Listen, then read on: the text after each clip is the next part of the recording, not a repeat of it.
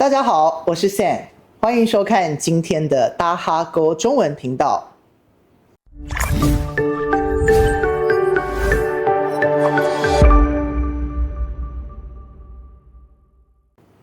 今天这位来宾是台湾人，先在日本做旅游推广，后来在日商处理入境相关业务。他的太太是越南人，两个人也一起经手过越南人赴日的项目。2021年，他还跟我学习过越南语。现在夫妻俩在胡志明市经营一家贝果店。这一集我们顺着时间走，一起来聊聊他的故事。掌声欢迎我们今天的来宾博明。新潮，大家好，我是来自台湾的博明。好，你用日语跟大家介绍一下。OK。こんにちは、はじめまして。台湾から参りました大白弁と申します。よろしくお願いいたします。对，有没有非常会讲非常多国的语言？谢谢。OK， 好，我可以问一下博明，因为你本身是出生在台湾，也是台湾人，那你当初为什么会选择去日本工作呢？是，当初应该说从小的时候就一直有接触日本的文化，比如说灌篮高手啊、神奇宝贝等等的一些日本的卡通，以及第4台的未来日本台不是都有一些综艺节目吗？对，从小都对这些日本文化蛮有兴趣的。那到了大学的时候，我有选修第2外语是日文，那从那个时候开始就对日本更有憧憬吧。想要去那边生活体验看看，所以我在大学毕业后服完兵役之后，那我申请了打工度假的签证，那也顺利申请到，然后之后就选择了日本的京都当做我的日本生活的起点的第一站。哦，对对对，京都对OK， 那你到日本的第一印象是什么？它跟你当初想的是一样的吗？哦，应该这么说，第一年的时候。你知道刚去还是带着一些梦幻的泡泡嘛，粉红泡泡，都是觉得日本好干净啊，日本好漂亮，日本人很友善。那当然我第一年可能因为我是打工的关系，所以刚好我遇到的同事们也都对我非常友善。那我其实第一年体验到的一些体验啊，还是一些大家给我的回馈都是非常好的，所以一直到这个打工度假为止，这1年其实都过得非常开心，对，然后跟我的本来预想的都是蛮符合的，对，对 OK， 我可以先问一下，你大学读的专业是什么吗？是我大学读的是社会学系，对，跟现在的工作有关系吗？就是跟你之前的工作经历是有关系的吗？完全没有关系，完全没有关系。对，所以到日本就是因为自己的爱好。没错，对。OK， 好，所以到日本工作的第一年做的是跟旅游推广相关的工作。第1年打工度假的话，我是在京都的一家寿司店算餐饮业。对。然后应该这个旅游服务业的话是第2年正式工作，就是一个正社员，正式的员工才开始这份工作。对。那我问一下，你的那个梦幻泡沫是什么时候破灭的？对，这个粉红泡泡破灭的时候是第2年正式开始工作的时候。正式开始工作的时候。对。所以有没有遇到什么困难？对。应该说，你当正式员工跟打工其实会有蛮大的差别。尤其是你当正式员工之后，其实你的职场的主管啊、同事啊，其实不会再把你当外国人看了。对，日文好不好是一个基本的，对，还要看你的工作能力等等。对，然后算是第1年正式工作嘛，那真的会很强烈的体验到2国文化的不同，以及工作上做事的方法的不同，带给我蛮大的震撼。所以压力是很大的。压力很大。好，我问一下，我私心问一个问题，他们有在我们的访纲上面，就是你会觉得日本是一个很排外的民族吗？老实说有有一点。对，当然不是100%每个人都是这么的排外，可是因为我在日本8、9年，带给我的感觉是有那么一点排外的，对，比较没有那么友善了，比较没有那么友善。对。那怎么去克服？第一，当然日文一定要好，对，尤其日文跟中文不太一样的地方是，他们有很多的敬语，随着您的上下关系的不一样，你要使用的日文词汇、语法也都完全不同。这一点也是我这个第1年正式工作遇到很大的困难，就可能我的日文程度已经算还 OK 了，可是要进到这个讲敬语的分场合讲敬语的表现的能力，我还是不太足够，所以也常因为这一点，就是被主管骂什么之类，还有被客人骂。对。当然这个是我自己不足的部分。对。但是对，所以第一点一定是日文要好，要有足够的程度。但是我发现，其实，在越南语当中也有所谓的就是主语不同的情况，像是我今天遇到老师，我要说太高，就是我要说 M 角太或是 M 角高这样子。那可能我今天遇到我的妹妹，那我就要说M， 我自己就是安，然后她就是 M， 所以有时候也会因为那个场景不同，是情况不同，所以要去替换助词。是，我自己其实也蛮常用错的啊，是吗？一开始在学习越南语的时候，可是我发现。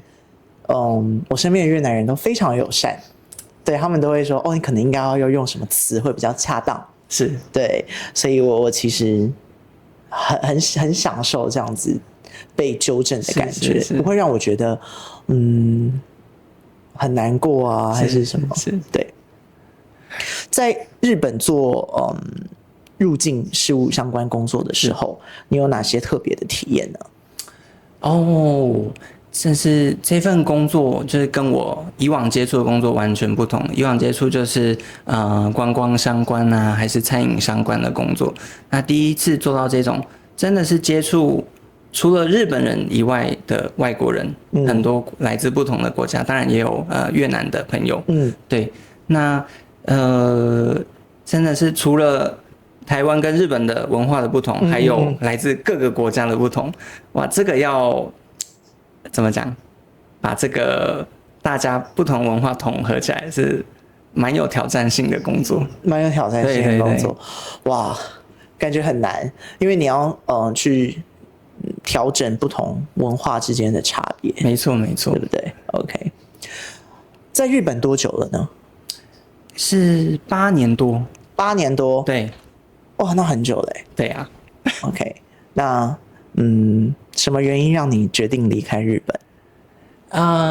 我在日本的8年这一段期间呢，当然我是因为真的很喜欢日本，所以去日本，住在日本，生活在日本，然后其实对一切也不管是压力啊还是生活文化的不同，其实也都蛮习惯了。那为什么会想要回到台湾或越南呢？是因为这8年期间刚好遇到了新冠肺炎的疫情。对。那我之间有3年完全不能够回家。对。那跟家人只能透过视讯电话去联络。对。当然想家的部分一定是有的嘛。那这个3年疫情终于缓和到一定的程度的时候，我回去的时候，那睽违3年见到家人，有一种哇，我的爸爸妈妈怎么变这么老了？是一夕之间变老。对，就是之前有这么多白头发吗？对，我内心是很震撼的。然后我就从那个时候回到日本开始思考，那我还应该继续待在日本吗？虽然待在日本是我很憧憬的一个生活，然后可是台湾是我的根，我的家，那我的家人朋友也都在那边，所以就开始了一段自己内心的挣扎。对，那刚好到了去年年底的时候吧，那我跟我太太发现我们有一个新的生命，恭喜小宝贝，谢谢。对，那到那个时候我跟我太太讨论，那就决定好吧，那我们就离开日本吧，我们回去吧。对，回去2个一起努力，再去一起努力。对对对 ，OK。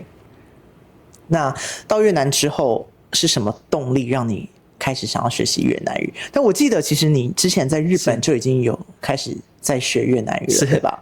对，那是什么动力呢？是，对啊，老师刚刚开场白也有说到，2021年有跟您学过1年。对对对，他其实博敏是我之前的学生，他也是我唯一一个就是越南语学生哦，学习越南语的学生。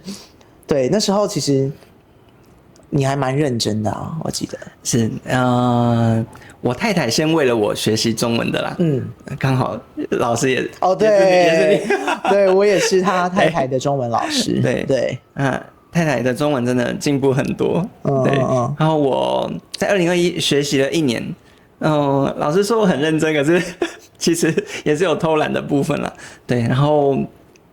哇，越南语真的好难啊！那个发音啊，还是那个单字什么，好难记。对。那之后为什么会中断？是其实工作上比较忙，因为换了工作之后一直加班，比较没有时间去学习。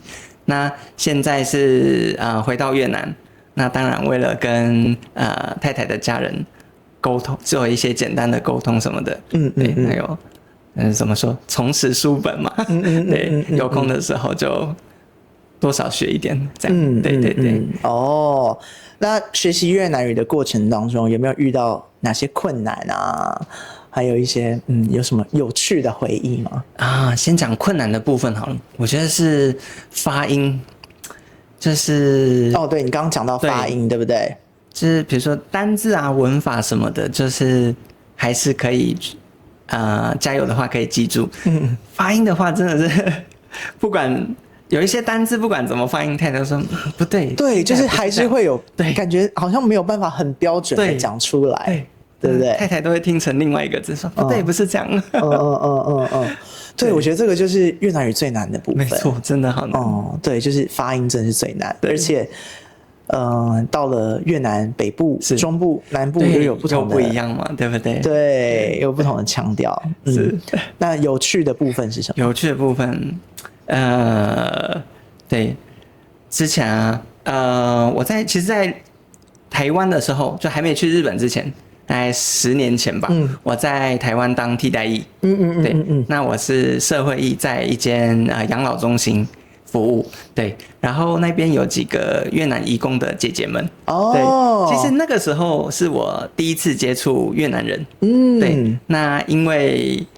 跟姐姐们也变成朋友的关系，所以有从他们学一些越南话，比如说“出门那么呀”、“发呆发的啊”、“满斯努伊”这种，听起来好像很厉害，其实我就只会这3句而已。对，那在留学的时候，其实身边有我太太啊，还有一些其他越南的同学。那我那时候就会讲一些这些越南话给他们听，他们都说：“哇，你太厉害了吧？怎么会这么难的？”我说：“还好还好。”对，算是这个学习过程中一个比较有趣的事吧。可能是因为越南语也没有这么普遍的关系，没有这么多人学的关系，所以通常你会2、3句，他们就觉得哇，你好厉害。对，但其实就只会那2、3句。OK， 对啊，对，那从旅游，从一开始的餐饮旅游到处理入境相关业务，那到现在在越南，你做的是什么工作呢？目前我今年的5月开始跟太太在越南的胡志明市开了一间贝果店。恭喜！谢谢。在第1郡对不对？没错，第1郡。对。OK， 好，那后面一集我们会来谈一谈你的创业故事。好，对，那刚刚听完了你的分享之后呢，我觉得非常厉害，就是谢谢多国的旅游，所以多国也不是旅游啦，多国的工作体验是。然后呢，因为热爱，因为喜欢，所以到日本生活。对，那么我想从到日本再到越南，我觉得这条路就很像是一本护照，每一张都记着一次选择。那我觉得语言学习它不只是一门工具哦，而是把下一扇门打开的利器。那我觉得职业转变也不是跳，而是一步步把兴趣、能力和生活连起来。谢谢博敏今天把这段旅程讲得这么真实，感谢您今天来上我们的节目。这边是大哈沟中文频道，我们下次再见，谢谢，拜拜拜。拜